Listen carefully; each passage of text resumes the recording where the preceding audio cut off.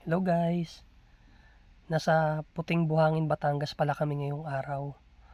So ito, makikita nyo napakaganda ng surroundings. May mga halaman, may mga bulaklak at puno na nakaka-relax pag tinitignan. So ito pala guys, medyo tinanghali na kami ng gising dito kasi late na kami dumating. Madaling araw kami dumating sa bahay ng kuya ni Arnold.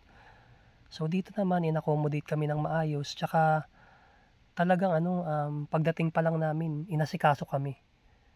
So nagkape muna kami, ako nag-hot choco that time. Tapos kahit late na, bumangon pa rin yung lola ni Arnold para makipagkwentuhan sa amin.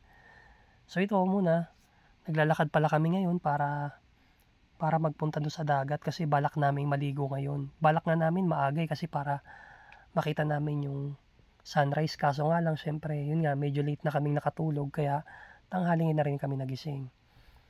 So ito guys, patuloy lang kami sa paglalakad kasi medyo malayo talaga yung lakaran dito. Pero pwede namang magmotorsiklo, pero mas pinili naming maglakad kasi para ma-exercise din kami. Tsaka mas makikita namin yung ganda ng lugar. Napaka-relaxing talaga.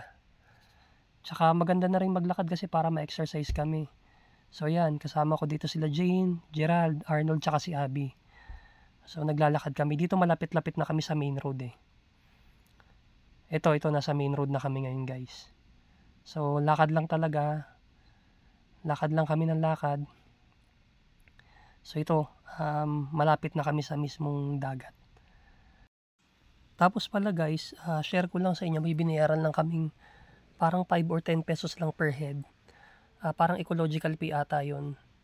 Pero dito sa mismong pinuntahan naming dagat, wala naman siyang entrance fee, unlike sa mga ibang napuntahan namin. Required yung entrance fee, pero dito wala kang kailangan bayaran. So kagandahan din dito, konti lang yung tao nung pagpunta namin nung umaga, kaya medyo na-enjoy namin yung place. Ayan, makikita nyo naman, malinis siya, walang kalat. Tapos yun, pagdating dito, upo-upo lang, picture. Ako naman, pinagmamasdan ko lang yung surroundings kasi nakaka-relax talaga siya eh. Ang tahimik. Tsaka talagang yung sikat ng araw, gusto kong ma-feel. Kaya naglakad-lakad din ako dito. Pero yung mga kasama ko ito naman na enjoy sa pagpipicture. Tapos pala guys, ang ginawa na lang din namin dito, dala kami ng picnic mat saka chairs. So humanap na kami ng place na medyo hindi mainit. Doon namin nilagay mga gamit naming dala. Ayan, tapos talagang enjoy lang, kalmado yung dagat. Dito pala sa part na to medyo mababaw pa yung tubig. Pero maya maya magiging maganda rin naman yung lalim ng tubig niyan, makakaligo na maayos. So ito bandang hapon na, sinikap na namin maligo na kagad kasi sayang eh, hindi na mainit. So enjoy muna kami sa pagligo, konting kulitan, tawanan, tsaka dito nagkukwentuhan kami. Ayan, may sasayang kasama ko. Thank you guys, bye bye.